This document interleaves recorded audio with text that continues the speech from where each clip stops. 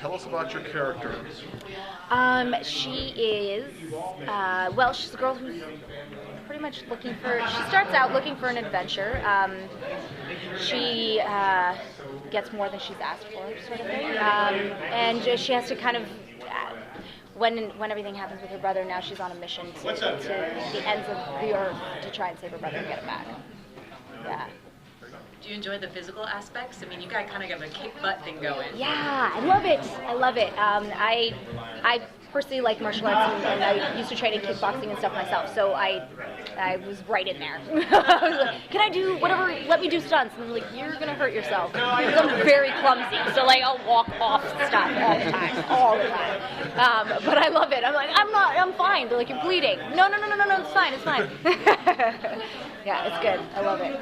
So how did you prepare for your character on the show? Did you take any training, survival courses or anything like that? I didn't take any survival courses yet. I did do a bit of reading, and one of the other actors is involved in stuff like that. So we've kind of gone over some survival stuff, what it is that you would take, pine needles are good for kindle, that you would use those for wood, so sort of to just be aware, you're constantly aware of your surroundings, right? If you're in a situation where you don't have anything, you're always resourceful, you have to be on point with everything, so that's really interesting, really cool, and I'm learning as I go, I'm still reading more and stuff as it goes on. It's cool.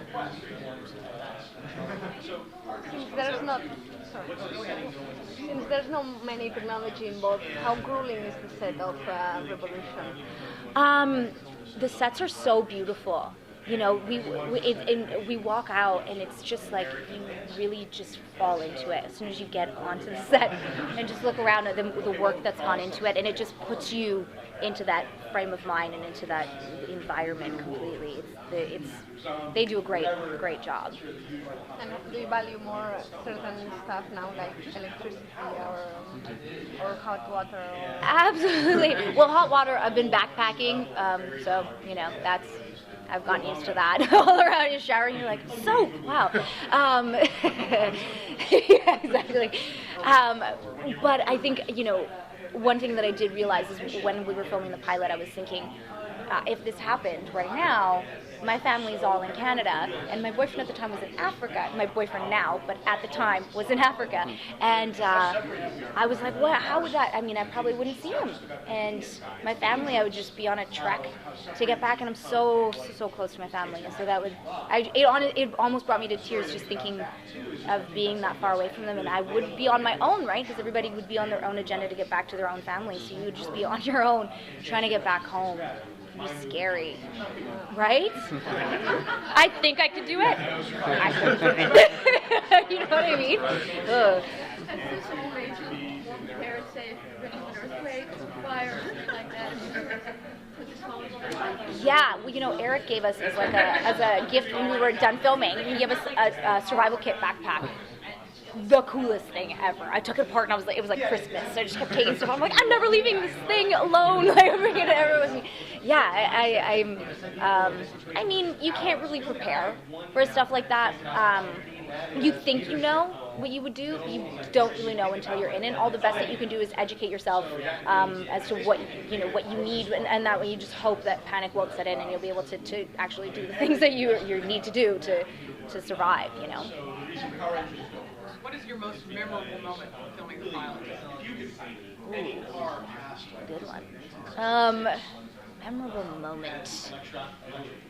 When we did walking onto the set, the cul-de-sac set that we have, and it was a very beautiful set. And we did a scene in the trailer where my dad is dying, and that was it was just a really powerful scene, and a very being outside around so many people, and just the stillness and the quiet of everybody that was around. I think it just kind of, for all of us, made us think about that. You think about your family, you think about your parents and stuff, and so that was a really kind of touching day, and for all of us, we were just all kind of pretty chill on set, and so that's probably the one that sticks out the most, but it was just all around, it was a really fun and cool place to be all around. So. What about Charlie and Nate? Can you trust him? Can I? I don't know. He seems to be there at the right time, but then I know, but I don't know. No, I'm just kidding. I don't really know. I don't really know what's going to happen with us. That's the thing. You don't really know if you can trust them. And I think that's the thing that Charlie's going through right now, is that she's kind of always been around the same people in this tiny little village her whole life, and now she's being thrown into a place where she and her stepmother don't really kind of see eye to eye, and her uncle doesn't really want to be there, and like, so she's her brother, who's her best friend, is not with her. So she's a very isolating world, and trusting people and learning how you can be betrayed the way that these certain characters do to her. I think it just changes how she views things, and definitely puts more of the value into getting Danny back. You need that lifeline. It's like all of us, if you've ever been in a situation, you go to a party and you don't know anybody, and you're just kind of standing there and you're like, oh good God. And then you find a friend, you're like, friend! You know what I mean? I think there's a bit of, less comedic, but more like there's a bit of drive as well. It's going to be a bit of a challenge playing a role that has all those different emotions. How do you balance tapping into some of the darker or heavier emotions and your real life? Yeah,